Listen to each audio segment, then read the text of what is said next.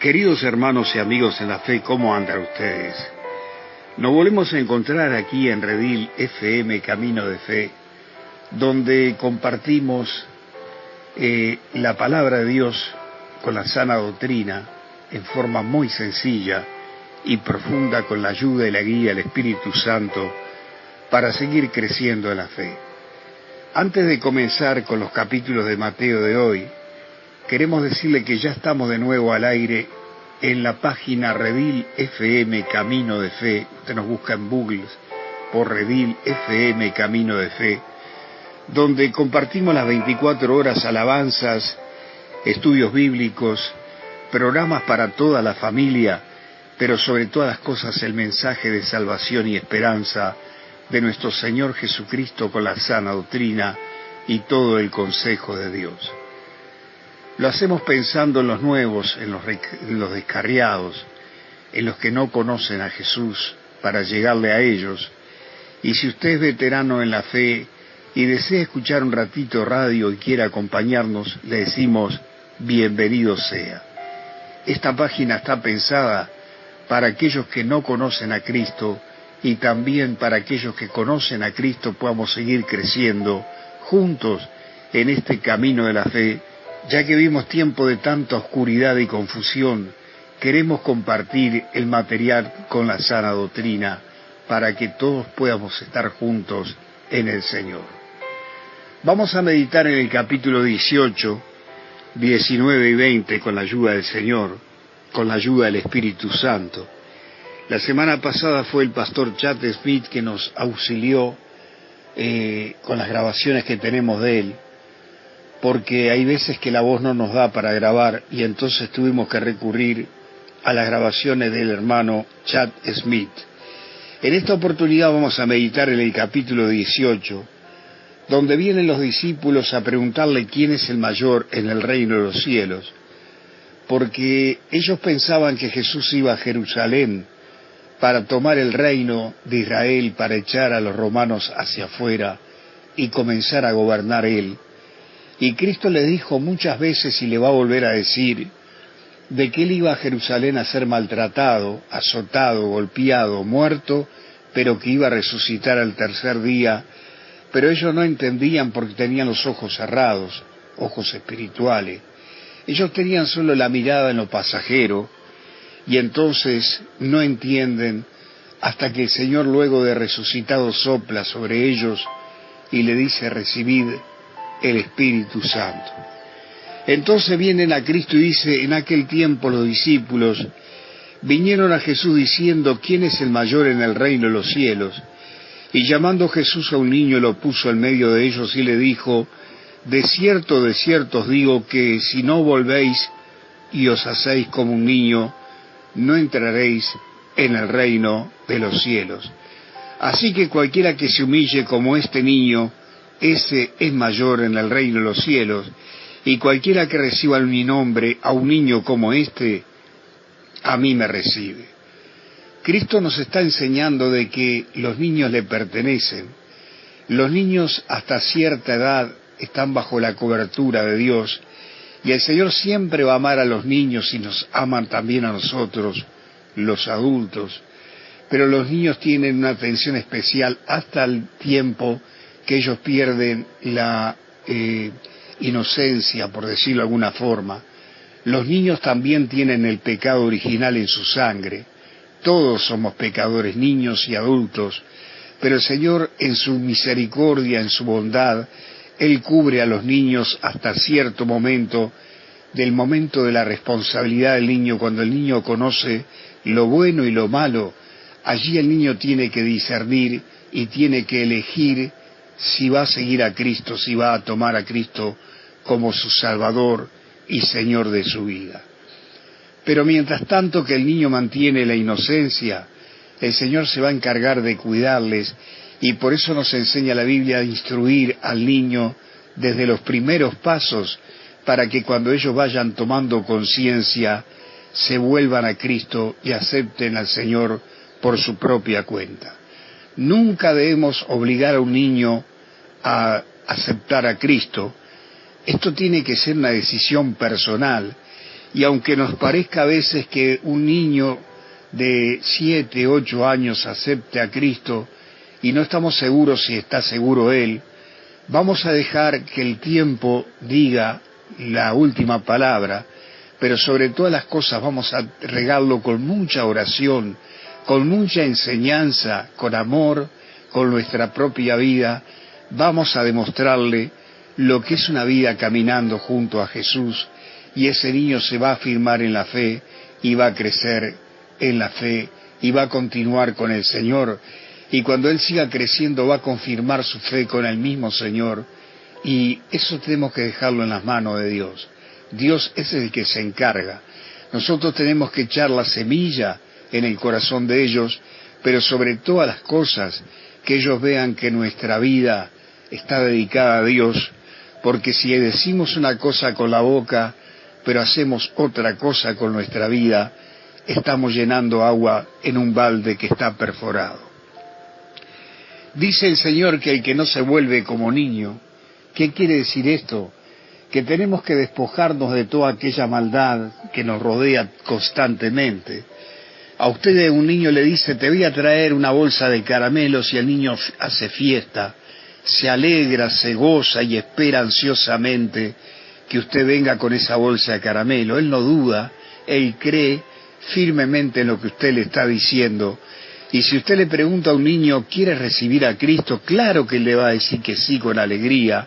Y por eso es bueno, muy bueno, cuando las iglesias comienzan a dar clases para niños, y incluso van a las casas a buscar niños y a llevarlos a la iglesia, a una plaza, a un lugar de recreo, para enseñarle al lenguaje de ellos la palabra.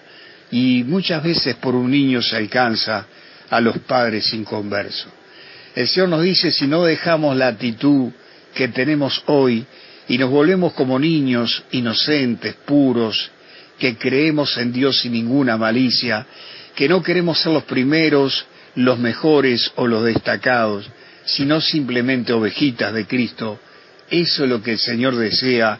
Y el Señor dice que cuando recibimos a un niño, le estamos recibiendo a Él. Dice, y a cualquiera que haga tropezar a alguno de estos pequeñitos que creen en mí, mejor le fuera que se colocase al cuello una piedra de molino de asno y que se hundiese en lo profundo del mar. Ay del mundo de los tropiezos, porque es necesario que vengan tropiezos, pero ay de aquel hombre por quien viene el tropiezo. Por tanto, si tu mano o tu pie te es ocasión de caer, córtalo y échalo de ti.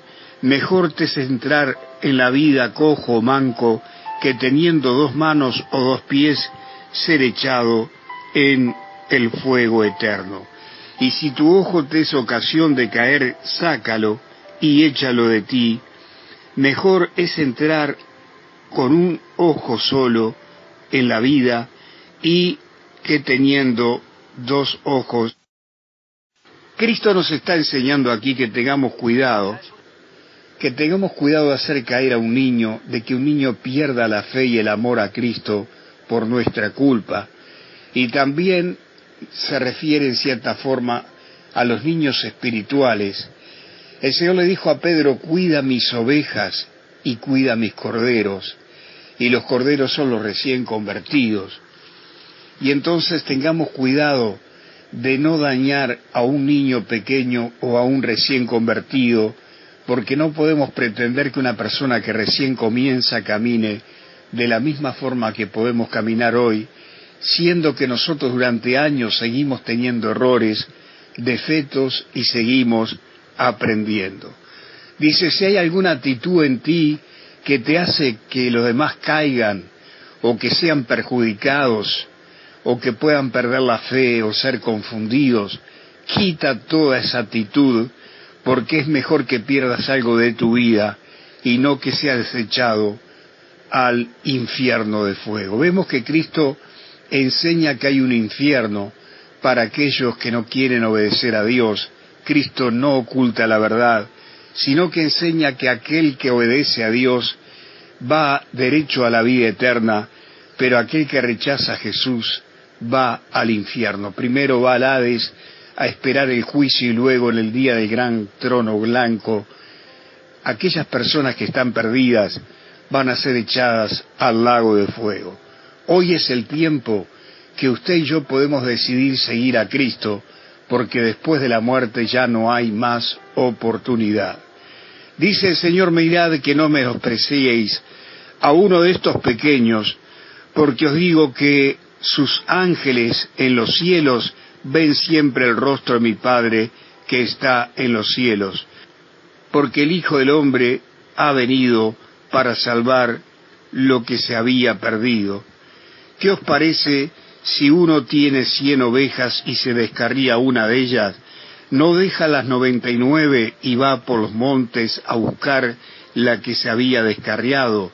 Y si acontece que la encuentra, de cierto os digo que se regocija más por aquella que por las 99 que no se descarriaron.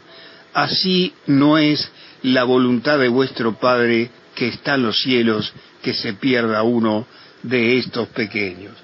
Jesús está enseñando aquí que cada niño inocente tiene un ángel que le está cuidando, y nosotros que hemos alcanzado salvación también tenemos un ángel que nos está cuidando y nos está protegiendo. Y vemos entonces que el Señor nos enseña que para Él un niño o un recién convertido es una ovejita pequeña, y dice el Señor que Él va a buscar aquella oveja que se pueda descarriar.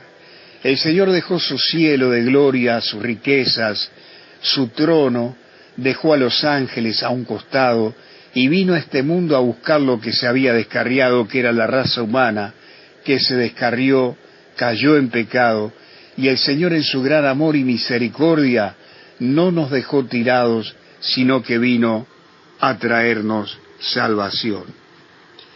Continuando en el versículo 15, dice: por tanto, si tu hermano peca contra ti, ve y repréndele, estando tú a él y él solos, y si te oyere, has ganado a tu hermano.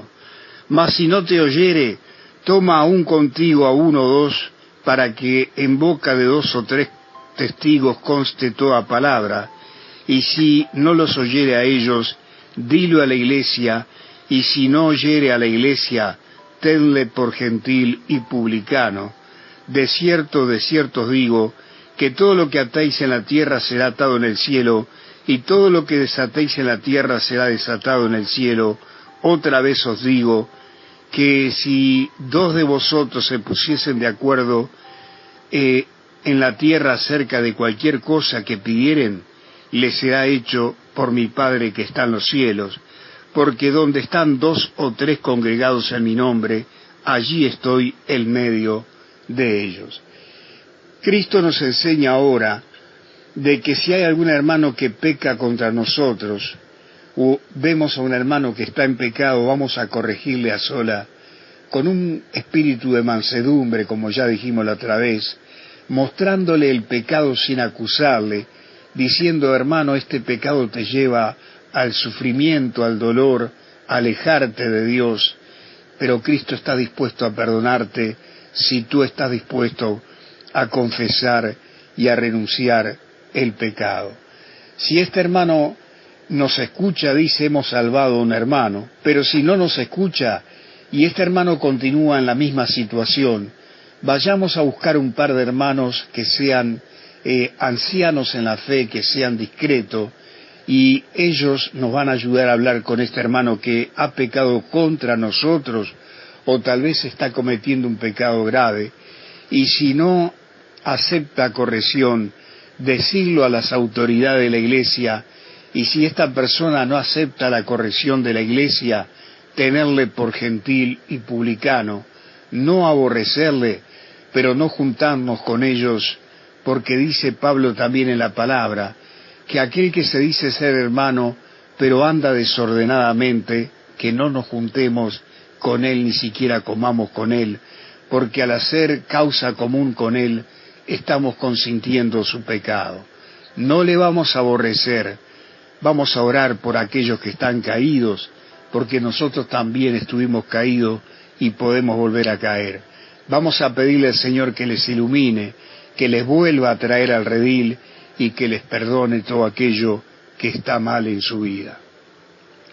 El Señor continúa enseñando, si hay dos que se ponen de acuerdo con un tema, entonces si oran por ese tema, será hecho, el Padre va a responder. Y el Señor dice, donde hay 2 o 3 reunidos en mi nombre, allí yo estoy en medio de ellos. Cuando nos reunimos en nuestro hogar con nuestra familia, cuando nos reunimos en un local, en una iglesia, en lo que sea, y hayan poquitos, 2 o 3 o 4, usted tenga la confianza que Cristo está ahí entre nosotros. El Señor siempre va a estar con aquellos que le buscan de todo corazón para llenarnos de su presencia. El versículo 21 dice, entonces se le acercó Pedro y le dijo, Señor, ¿cuántas veces perdonaré a mi hermano que peque contra mí? ¿Hasta 7? Y Jesús le dijo, no te digo hasta 7, aún hasta 70 veces 7. Pedro viene a preguntarle, ¿cuántas veces tengo que perdonar? 7 veces, como diciendo, soy demasiado paciente. Y el Señor dice, no, Pedro, no hasta 7, sino 70 veces 7. Quiere decir que todo el día y toda nuestra vida tenemos que estar perdonando a aquellos que nos ofenden. Y si hay un hermano que peca contra ti y no te pide perdón, con amor, con cariño, o un familiar, decirle, mira, esto que hiciste es pecado, vamos a orar juntos para pedirle al Señor que te dé luz y te muestre lo que está mal. Si esta persona no quiere entender, bueno, como ya dijimos recién, vamos a orar por ella y dejarla en la mano del Señor. Ahora pasa el Señor al tema del perdón, y dice, por lo cual el reino de los cielos es semejante a un rey que quiso hacer cuentas con sus siervos, y comenzando a hacer cuentas le fue presentado uno que le debía 10.000 talentos, 10.000 días de trabajo, porque era un talento por día. Y como no pudo pagar, ordenó su señor venderle y a su mujer e hijos y todo lo que tenía, para que se le pagase la deuda. Entonces aquel siervo postrado le suplicaba diciendo, Señor, ten paciencia conmigo, y yo te lo pagaré todo. Y el señor de aquel siervo, movido a misericordia, le soltó y le perdonó la deuda. Pero saliendo aquel siervo halló a uno de sus consiervos, que le debía 100 denarios, y haciendo de él le ahogaba, diciendo, págame lo que me debes. Entonces su consiervo, postrándose a sus pies, le rogaba diciendo, ten paciencia conmigo, y yo te lo pagaré todo. Mas él no quiso, sino que fue y le echó en la cárcel hasta que pagase la deuda. Viendo sus consiervos lo que pasaba, se entristecieron mucho y fueron y refirieron a su señor todo lo que había pasado. Entonces llamándole su señor le dijo, siervo malvado, toda aquella deuda te perdoné porque me rogaste. ¿No debías tú también tener misericordia de tu consiervo, como yo tuve misericordia de ti? Entonces su señor enojado le entregó a los verdugos hasta que pagase todo lo que debía. Así mi Padre Celestial hará con vosotros si no perdonáis de todo corazón cada uno a su hermano sus ofensas. Cristo nos está enseñando en esta parábola muy conocida que un rey perdona a un siervo suyo que le debía 1.000 talentos, 1.000 días de trabajo, y este hombre, como no tenía cómo pagarle, le rogaba misericordia al rey, y el rey le perdonó la deuda, lo indultó, lo dejó libre. Pero al encontrar un amigo que le debía muy poquito dinero comparado con lo que él le debía al rey, le exigió que le pagara, pero como no le pagó, lo metió en la cárcel. Y entonces el rey manda llamar a este hombre, le reprocha su mala actitud, su dureza de corazón, y ahora lo encierra para que este hombre pague todo lo que debe. Esto nos enseña que Dios nos ha perdonado multitud de pecados y maldades, una vida de pecado y maldades y delito, como dice la Biblia, y entonces tenemos que estar dispuestos a perdonar siempre a aquellos que nos ofenden con la misma actitud de perdón que el Señor nos ha perdonado a nosotros. Hay gente que dice, yo no puedo perdonar. El perdón es un mandamiento, no es un sentimiento. Tenemos que pedirle al Señor que nos ayude a perdonar. Y si no podemos perdonar y olvidar, porque perdonar es olvidar, tenemos que orar al Señor para que Él nos ayude a perdonar y a olvidar la ofensa. Continuando con el capítulo 19, vienen los religiosos para tentar a Jesús, y dice, aconteció que cuando Jesús terminó estas palabras se alejó de Galilea y fue a las regiones de Judea, al otro lado del Jordán, y le siguieron grandes multitudes y lo sanó allí. Entonces vinieron a él los fariseos tentándole y diciéndole, ¿es lícito al hombre repudiar a su mujer por cualquier causa? Y respondiendo les dijo, ¿no habéis leído? El que los hizo al principio, varón y hembra los hizo. Y dijo, por esto el hombre dejará padre y madre, y se unirá a su mujer, y los dos serán una sola carne. Así que ya no son dos, sino una sola carne. Por tanto, lo que Dios juntó, no lo separe el hombre. Le dijeron, ¿por qué pues mandó Moisés dar carta de divorcio y repudiarla? Y Jesús dijo, por la dureza de vuestro corazón, Moisés os permitió repudiar a vuestras mujeres, mas al principio no fue así. Y yo os digo que cualquiera que repudia a su mujer salvo por causa de fornicación y se casa con otra adultera, y el que se casa con la repudiada adultera. Aquí el Señor le está dando de nuevo la lección a estos fariseos que Dios no acepta el divorcio bajo ningún concepto, salvo por causa de fornicación. Sabemos que hay problemas en los hogares y también sabemos que hay mujeres que son maltratadas. En este caso la mujer tiene que buscar ayuda espiritual, es decir, hablar con los pastores, y también ayuda profesional, y la mujer se tiene que separar, porque muchas veces cuando hay agresión en el hogar, la mujer es la que corre peligro de vida, y la mujer no está obligada a recibir maltrato del esposo cuando ella tiene un esposo inconverso. Pero en el caso de los dos que son creyentes, siempre existe el diálogo, la oración y la consejería espiritual en la iglesia para resolver los problemas. ¿Cómo se resuelven los problemas? Escuchándose uno a otro, cediendo terreno, pidiendo perdón, siendo transparentes, claros, sin ningún engaño y sobre todas las cosas llevando una vida de oración, porque esto nos va a mantener juntos. Y el Señor no acepta ninguna parte en la Biblia el divorcio porque Él está pensando en los niños. Pero cuando el hogar a veces se vuelve un poco complicado, a veces es mejor separarse y estar un tiempo separado en oración hasta que las aguas se calmen, y Dios en ese tiempo va a trabajar con el cónyuge problemático y entonces Dios va a cambiar las circunstancias.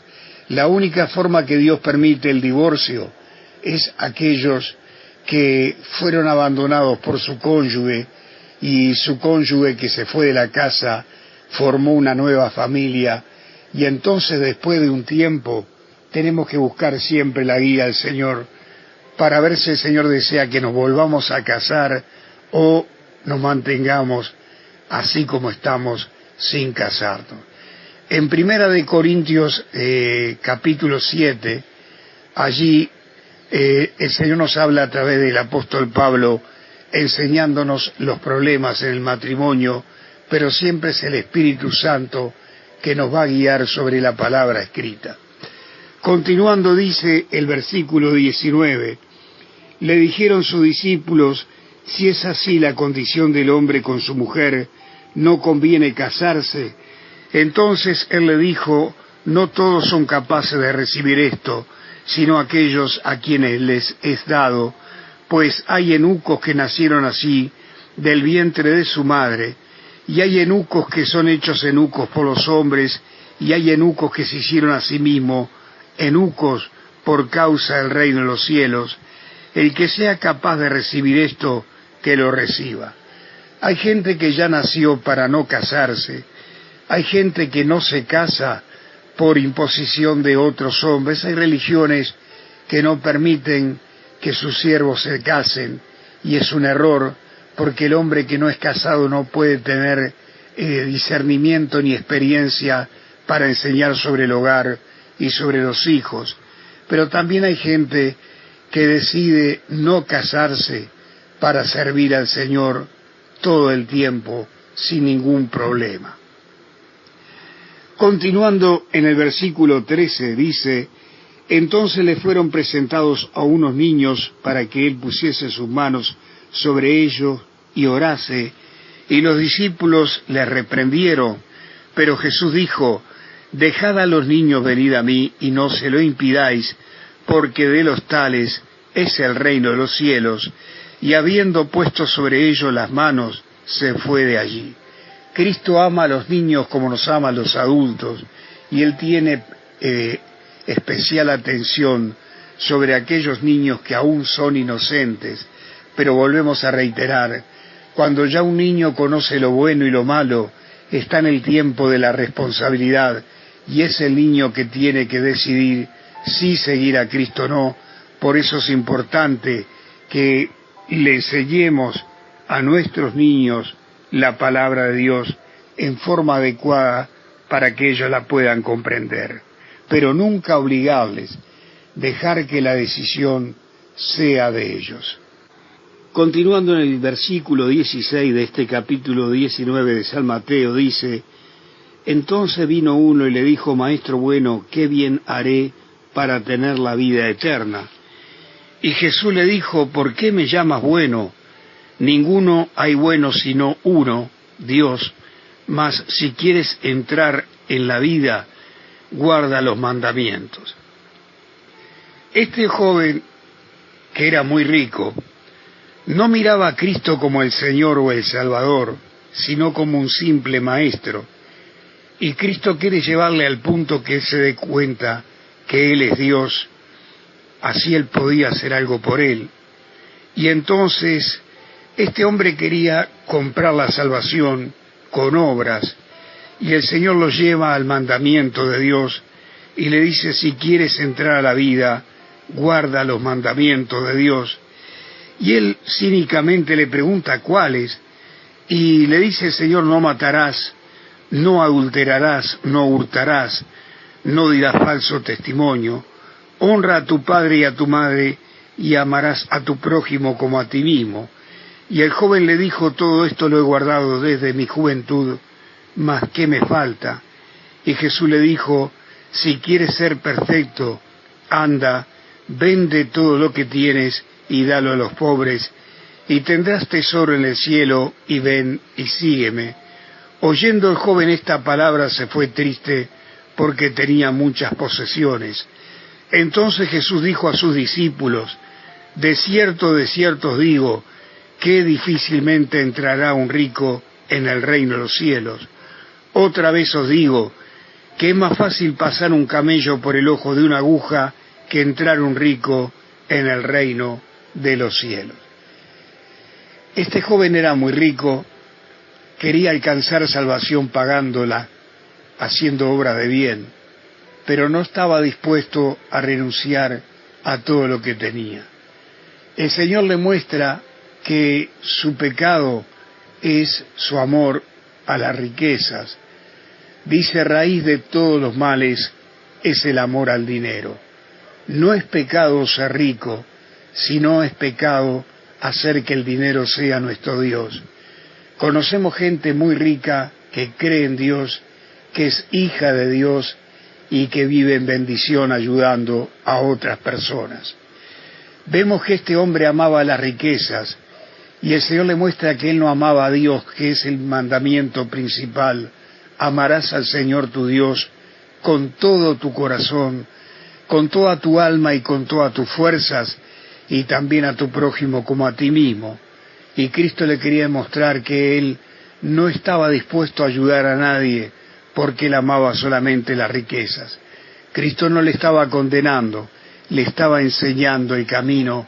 El Señor le dice: vende todo lo que tienes, repártelo entre los pobres y tendrás tesoros en los cielos, y luego ven y sígueme. El Señor le dice: comparte lo que Dios te ha dado con aquellos que están necesitados. Este hombre amaba las riquezas demasiado y no estaba dispuesto a renunciar a sus riquezas. Y Cristo, entristecido, dice: qué difícil que un rico entre al reino de los cielos. Pero Cristo se está refiriendo a aquellos que aman al dinero y que ponen al dinero en primer lugar, porque el dinero se convierte en un Dios. Y Jesús le dice a sus discípulos: más fácil es pasar un camello por el ojo de la aguja que un rico entre al reino de los cielos. Y entonces los discípulos se asombran, diciendo: entonces, ¿quién podrá ser salvo?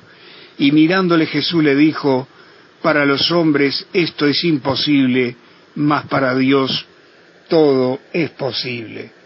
Cristo estaba refiriendo de que nadie podía entrar al reino de los cielos si no se despojaba de todo aquello que lo pudiera alejarse de Dios.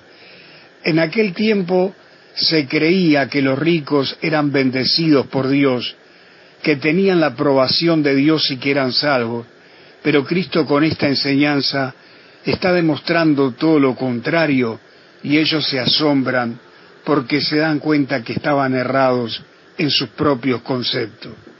Entonces Pedro le hace la pregunta, y Pedro le dice: he aquí que nosotros lo hemos dejado todo y te hemos seguido, ¿qué pues tendremos? Y Jesús le dijo: de cierto os digo, que en la regeneración, cuando el Hijo del Hombre se siente en el trono de su gloria, vosotros que me habéis seguido, también os sentaréis sobre 12 tronos para juzgar a las 12 tribus de Israel, y cualquiera que haya dejado casas, hermanos, hermanas, o padre o madre o mujer o hijos, o tierras por mi nombre, recibirá 100 veces más y heredará la vida eterna. Pero muchos primeros serán postreros y postreros primeros. Aquí Pedro le dice: nosotros lo hemos dejado todo por ti. Y dice el Señor: todo aquello que usted renuncie por el Señor, lo va a recibir 100 veces más, y va a alcanzar la vida eterna, y va a poder estar junto a Cristo, gobernando con Él por toda la eternidad. Y el Señor ahora nos va a mostrar cómo servirle, porque dice en el capítulo 20: porque el reino de los cielos es semejante a un hombre, padre de familia, que salió por la mañana a contratar obreros para su viña, y habiendo convenido con los obreros en 1 denario por día, los envió a su viña, y saliendo cerca de la hora tercera, vio a otros que estaban en la plaza desocupados, y les dijo: id vosotros a mi viña, y os daré lo que sea justo. Y ellos fueron. Salió otra vez cerca de la hora sexta y novena, e hizo lo mismo. Y saliendo cerca de la hora 11, halló a otros que estaban desocupados, y les dijo: ¿por qué estáis aquí todo el día desocupados? Y le dijeron: porque nadie nos ha contratado. Y él le dijo: id también vosotros a la viña, y recibiréis lo que sea justo.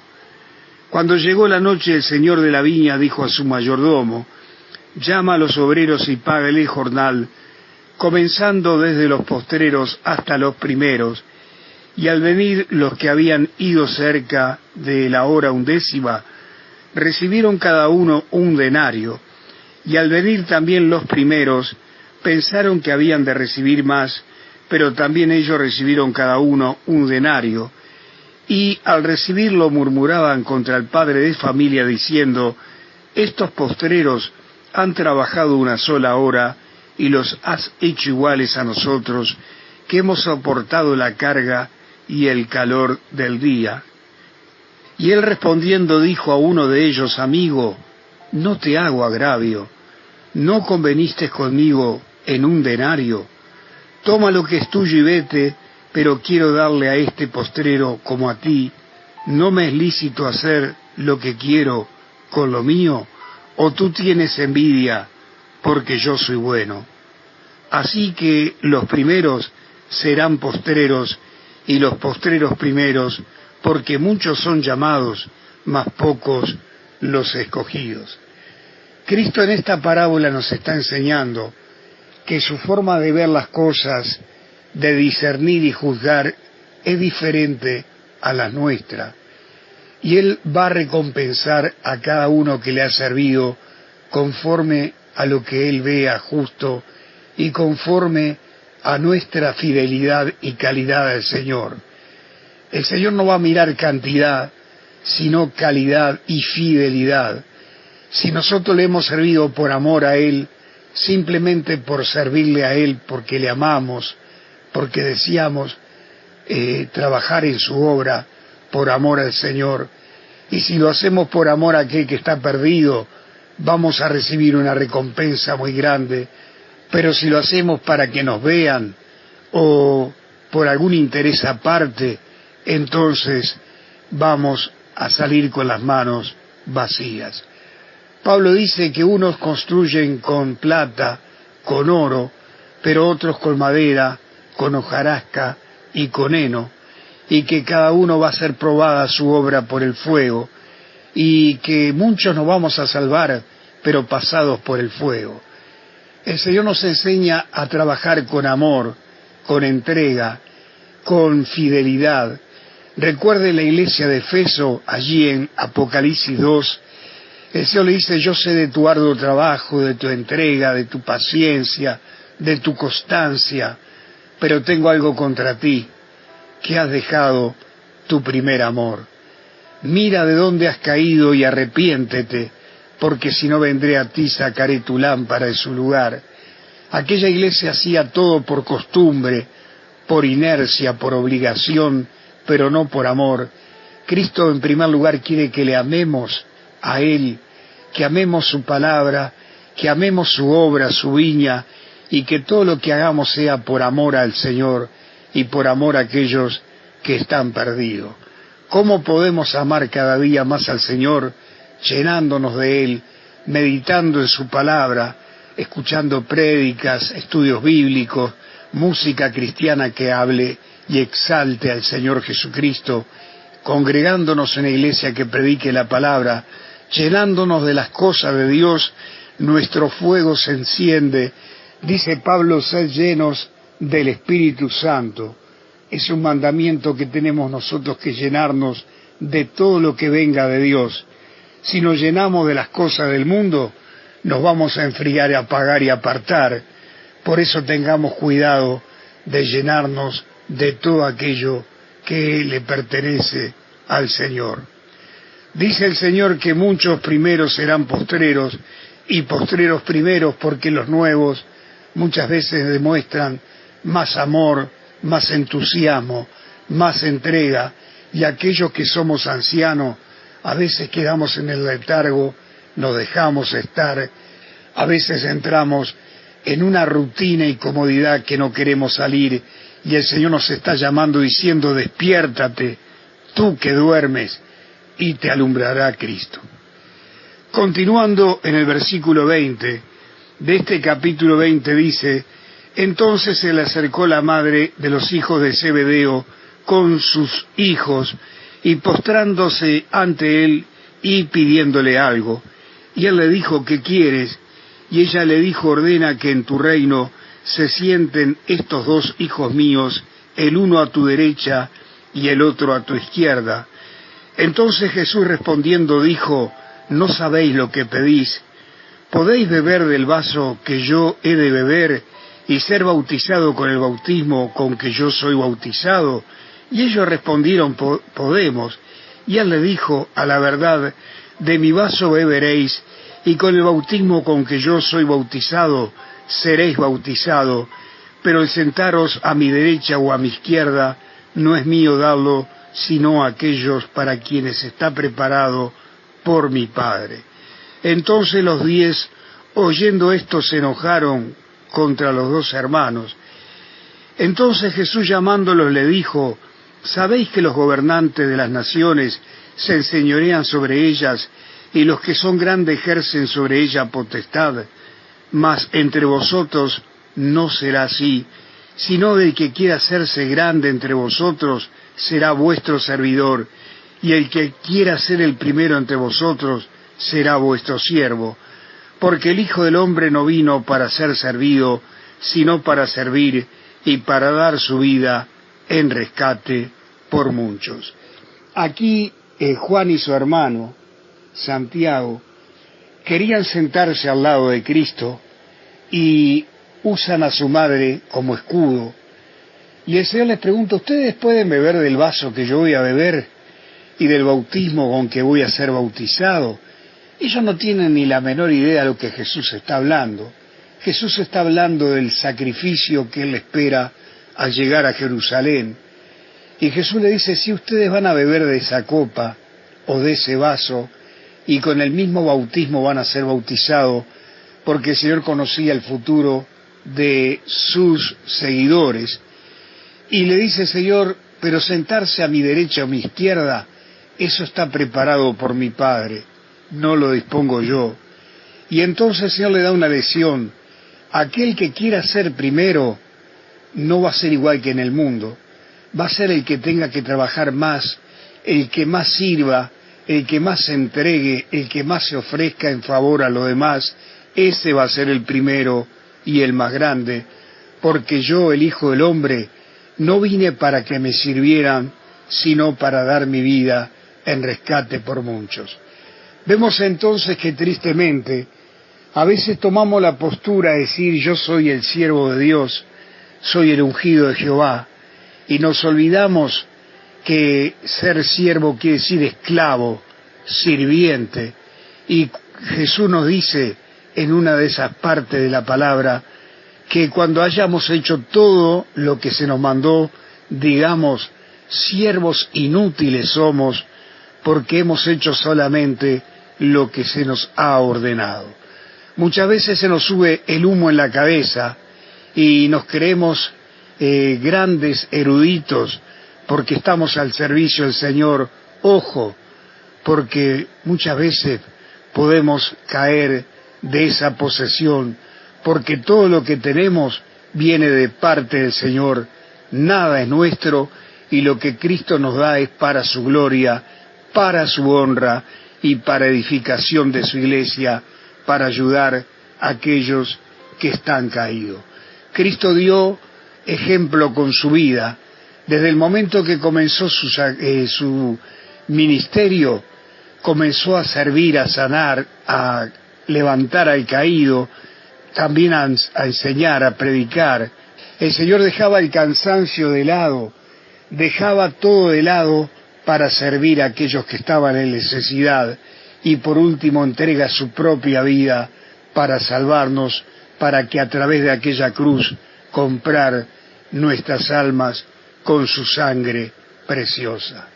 Más que ejemplo nos ha dado el Señor. Entonces vamos a dejar de lado esa postura arrogante de decir yo soy el siervo de Dios. Tenemos que decir yo soy un sirviente del Señor y un sirviente de mis hermanos. En el versículo 29 dice, y al salir ellos de Jericó, le seguía una gran multitud, y dos ciegos que estaban sentados junto al camino, cuando oyeron que Jesús pasaba, clamaron diciendo, Señor, Hijo de David, ten misericordia de nosotros. Y la gente le reprendió para que se callasen, pero ellos clamaban más diciendo, Señor, Hijo de David, ten misericordia de nosotros. Y deteniéndose Jesús los llamó y les dijo, ¿qué queréis que os haga? Y ellos dijeron, Señor, que se han abierto nuestros ojos. Entonces Jesús, compadecido de ellos, le tocó los ojos, y enseguida recibieron la vista y le siguieron. Aquí vemos que Jesús termina este capítulo 20 sanando a estos dos ciegos. El Señor sigue sirviendo a aquella gente que estaba necesitada, y ese mismo Señor hoy no ha cambiado. Jesús es el mismo ayer, hoy y por los siglos. El Señor tiene poder para sanar tu enfermedad, para abrir esa puerta que está cerrada, para bendecir tu vida económica, matrimonial, espiritual. El Señor quiere cambiar tu vida sobre todas las cosas. Él está preocupado por nuestra alma. que nuestra alma esté llena de su Espíritu Santo. ¿Cómo nos llenamos del Espíritu Santo? Meditando en la palabra, orando, cuando le cantamos, cuando le exaltamos, nos llenamos del Señor. Cuando nos congregamos en una iglesia que predica la Biblia, también nos llenamos del Señor. El Señor quiere que arda su fuego, su Espíritu en nosotros, porque cuando está el fuego encendido, el fuego de Dios quema todo aquello que nos sirve, nos mantiene alumbrados y estamos preparados para que cuando suene la trompeta podamos irnos con Cristo. Por eso el Señor desea que trabajemos orando, clamando, pidiéndole al Señor que nos use para alcanzar a aquellos que están a nuestro alrededor y no han conocido a Cristo, para que cuando Jesús venga por su iglesia, todos podamos irnos juntos con el Señor.